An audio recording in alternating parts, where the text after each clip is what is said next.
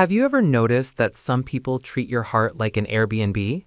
They love the amenities, they rave about the view, they've definitely used up all the emotional towels, but they refuse to unpack their bags. You're over here picking out curtains for a future together, while they're standing in the foyer with their shoes on, staring at the exit sign. Welcome to the psychological purgatory of feeling at home with someone who hasn't even decided if they're staying the night. This matters because you're currently stuck in a consistency paradox. You feel a deep soul-level comfort with this person. When you're together, it's 10-10. It's home. But the second they leave the room, the anxiety kicks in. You start wondering if you're a partner or just a very high-end waiting room. In a world of situationships, we've been told that going with the flow is cool. But let's be real. Going with the flow is just a fancy way of saying you're drifting toward a waterfall without a paddle. Here is the uncomfortable psychological truth. You aren't addicted to them. You're addicted to the uncertainty. In psychology, this is called intermittent reinforcement. It's the same mechanism that keeps people pulling the lever on a slot machine. Because they haven't decided on you, every good day feels like winning the jackpot. You've mistaken the high of validation for the warmth of connection. Stick around because I'm going to show you why staying in this half-open door is actually destroying your brain's ability to feel safe. Let's talk about decision debt.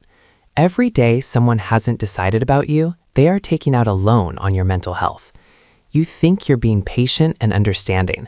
You tell your friends they just have commitment issues or they've been hurt before. Cool story. But while they are finding themselves, you are losing yourself.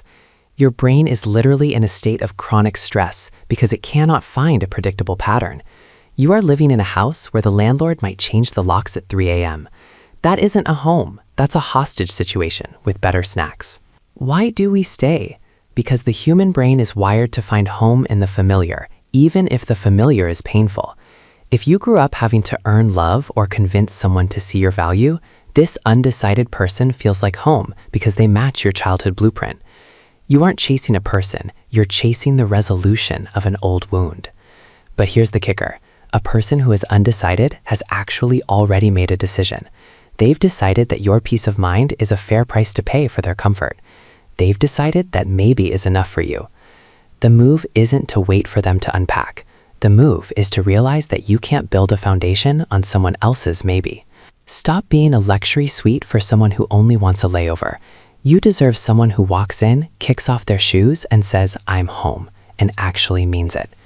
Don't wait for them to choose you. Choose a reality where you don't have to beg for a permanent address.